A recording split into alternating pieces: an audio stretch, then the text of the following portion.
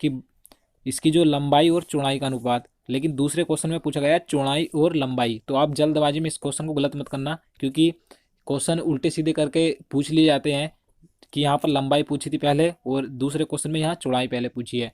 तो लंबाई लंबाई चौड़ाई थी 3:2, लेकिन यहाँ पर चौड़ाई लंबाई पूछी है तो कितनी हो जाएगी 2:3, यानी कि चौड़ाई कम है और लंबाई ज़्यादा है तो पहले चौड़ाई आएगी, तो चौड़ाई 2:3 लंबाई हो जाएगी। तो आप इस चीज़ को याद रखिए। नेक्स्ट क्वेश्चन देखते हैं।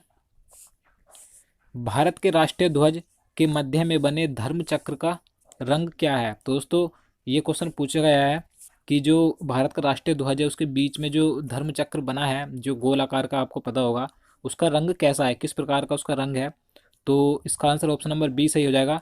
गहरा नीला उसका रंग है जो बीच में धर्म चक्र बना है। चलिए नेक्स्ट क्वेश्चन देखते हैं। क्वेश्चन नंबर 4 है, भारत के राष्ट्रीय ध्वज के चक्र में कितनी तिल्लियां हैं? तो दोस्तों आप सभी को पता होगा, काफ़ी इजी क्वेश्चन है कि जो भारत का राष्ट्रीय ध्वज है उसके बीच में जो धर्म चक्र है उसमें कितनी तिल्लियां हैं? तो 24 यानी कि 24 तिल्लियां हैं। तो इसका आंसर ऑप्शन नंबर डी हो जाएगा। नेक्स्ट क्वेश्चन देखते हैं।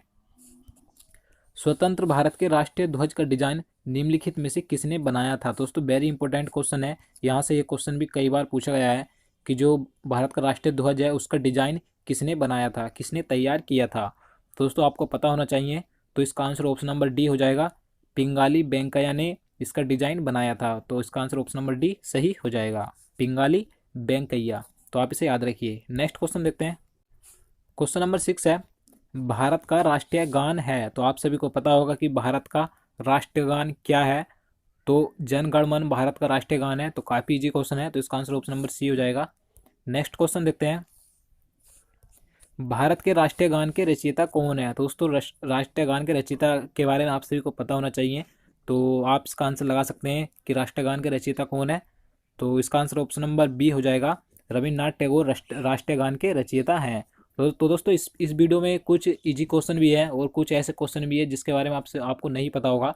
तो आप ये मत समझिए कि काफ़ी आसान क्वेश्चन है, मुझे पता है, लेकिन यहाँ से अगर क्वेश्चन पूछ लिए जाते हैं तो कभी कभी एग्जाम में नहीं हो पाते हैं। तो आप इस वीडियो को पूरा देखते रहिए। तो अगला क्वेश्चन है, राष्ट्रीय गान जन गण मन सर्वप्रथम कब और कहाँ गाया गया था? तो दोस्तों वेरी इंपॉर्टेंट क्वेश्चन है ये। इसमें पूछा गया है कि जो राष्ट्रीय गान है सर्वप्रथम कब और कहाँ पर गाया गया था, तो ये पूछा गया है। तो इसका आंसर ऑप्शन नंबर ए हो जाएगा। 1911 में सर्वप्रथम कलकत्ता में राष्ट्रीय गान गाया गया था। तो आप इसे याद रखिए, 1911 ईस्वी में कलकत्ता में ये गाया गया था। तो वेरी इंपॉर्टेंट है ये। अगला क्वेश्चन देखते हैं। क्वेश्चन नंबर 9 है, भारत के राष्ट्रीय गान जन गण मन को संपूर्ण रूप में गाने में कितना समय लगता है? दोस्तों आपको पता होना चाहिए कि जो भारत का राष्ट्रीय गान है जन गण मन, उसे संपूर्ण रूप में गाने में कितना समय लगता है? तो 52 सेकंड का समय लगता है। तो इसका आंसर ऑप्शन नंबर बी हो जाएगा, 52 सेकंड। अगला क्वेश्चन देखते हैं। भारत का राष्ट्रीय गीत क्या है? तो आप सभी को पता होगा भारत का राष्ट्रीय गीत क्या है। वंदे मातरम भारत का राष्ट्रीय गीत है। तो इसका आंसर ऑप्शन नंबर सी हो जाएगा, वंदे मातरम।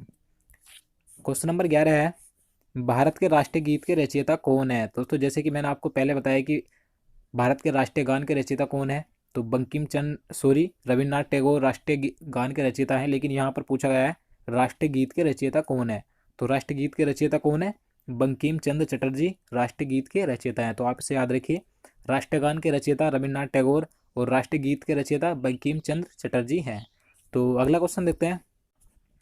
क्वेश्चन नंबर 12 है, भारत के राष्ट्रीय गीत के गायन की अवधि क्या है? तो दोस्तों जैसे मैंने आपको पहले बताया कि भारत के राष्ट्रीय गान की अवधि कितनी है, 52 सेकंड। लेकिन इस क्वेश्चन में पूछा गया है कि भारत के राष्ट्रीय गीत की अवधि क्या है गाने की, तो कितनी है? 65 सेकंड है, यानी कि 65 सेकंड है। तो इसका आंसर ऑप्शन नंबर सी हो जाएगा, 65 सेकंड। तो आप इसे याद रखिए। अगला क्वेश्चन देखते हैं। क्वेश्चन नंबर 13 है, भारत का राष्ट्रीय गीत वंदे मातरम सर्वप्रथम कब गाया गया था? दोस्तों इस क्वेश्चन में पूछा गया है कि भारत का राष्ट्रीय गीत सर्वप्रथम किस ईस्वी में गाया गया था? तो 1896 ईस्वी में गाया गया था सर्वप्रथम। तो इसका आंसर ऑप्शन नंबर बी हो जाएगा, 1896 ईस्वी में। अगला क्वेश्चन देखते हैं। भारत का राष्ट्रीय गीत वंदे मातरम किस ग्रंथ से संकलित है? दोस्तों वेरी इंपॉर्टेंट क्वेश्चन है ये।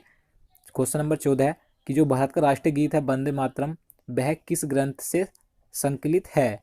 तो इसका आंसर ऑप्शन नंबर डी हो जाएगा, आनंद मठ में इसका संकलन किया गया है राष्ट्रीय गीत वंदे मातरम का। तो इसका आंसर ऑप्शन नंबर डी हो जाएगा, आनंद मठ। अगला क्वेश्चन देखते हैं। क्वेश्चन नंबर 15 है, आकाशवाणी और दूरदर्शन के दैनिक कार्यक्रमों की शुरुआत किससे होती है? तो दोस्तों इस क्वेश्चन में पूछा गया है जो आकाशवाणी और दूरदर्शन के दैनिक कार्यक्रम होते हैं उनकी शुरुआत किस धुन से होती है? तो राष्ट्रीय गीत से शुरुआत होती है। तो इसका आंसर ऑप्शन नंबर बी हो जाएगा, राष्ट्रीय गीत। और राष्ट्रीय गीत क्या है हमारा? वंदे मातरम है, तो आपको पता होना चाहिए। और राष्ट्रीय गीत के रचयिता कौन है मैं आपको बता चुका हूँ, तो बंकिम चंद्र चटर्जी राष्ट्रीय गीत के रचयिता हैं। और राष्ट्रीय गान के रचयिता भी आप ध्यान रखिए, रविन्द्रनाथ टैगोर राष्ट्रीय गान के रचयिता हैं। तो नेक्स्ट क्वेश्चन देखते हैं। क्वेश्चन नंबर 16 है, सारनाथ स्थित राष्ट्रीय स्तंभ का कौन सा भाग राष्ट्रीय प्रतीक चिन्ह के रूप में लिया गया है? दोस्तों वेरी इंपॉर्टेंट क्वेश्चन है। जो सारनाथ में स्थित राष्ट्रीय स्तंभ है, जो भारत का राष्ट्रीय प्रतीक, वहाँ से लिया गया है अशोक की लाट। तो इस क्वेश्चन में पूछा गया है कि राष्ट्रीय प्रतीक के रूप में अशोक की लाट यानी कि सारनाथ स्तंभ का कौन सा भाग है, इस क्वेश्चन में ये पूछा गया है। तो सारनाथ स्तंभ का कौन सा भाग है? शीर्ष भाग है, यानी कि इसका जो आंसर हो जाएगा ऑप्शन नंबर ए हो जाएगा। शीर्ष भाग लिया गया है भारत के राष्ट्रीय प्रतीक चिन्ह के रूप में, जो कि अशोक की लाट है भारत का राष्ट्रीय चिन्ह, तो आपको याद रखना है। तो नेक्स्ट क्वेश्चन देखते हैं। भारत के राष्ट्रीय प्रतीक में निम्नलिखित में से कौन सा पशु दृष्टिगत नहीं है?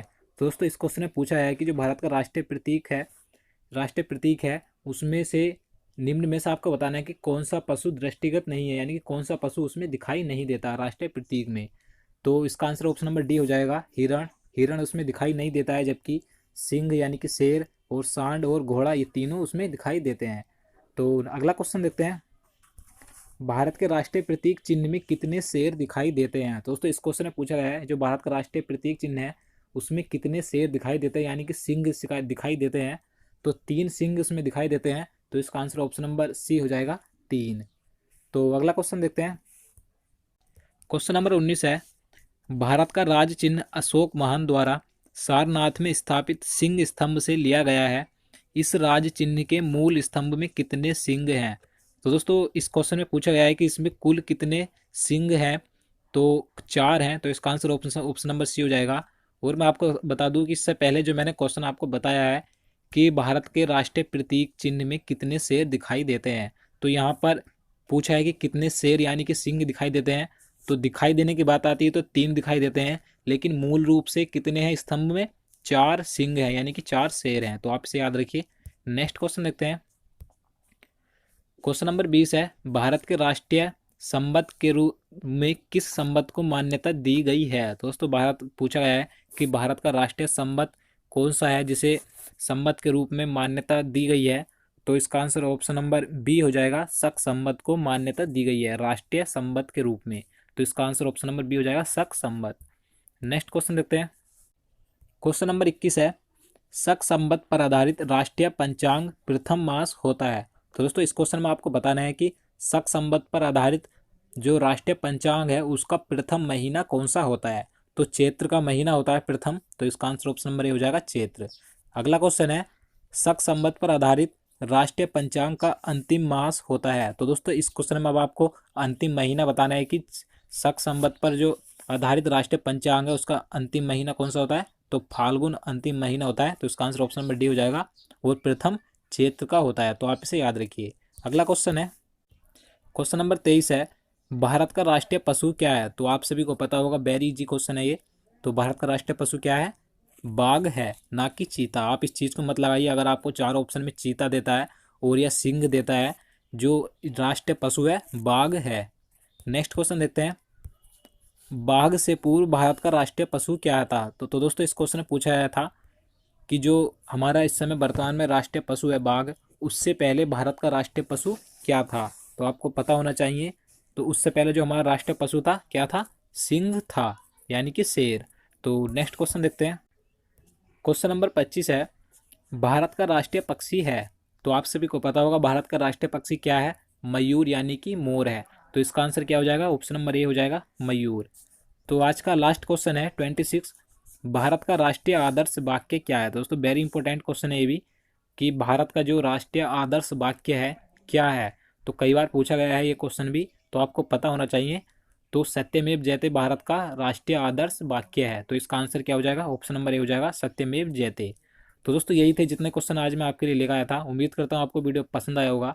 तो दोस्तों अगर आप इसी तरह के और आगे वीडियो चाहते हैं तो हमारे चैनल को ज़रूर सब्सक्राइब करें साथ ही में उसके साइड में जो बेल आइकन है उसे जरूर दबाएं। तो दोस्तों मिलते हैं नेक्स्ट वीडियो में, तब तक के लिए नमस्कार।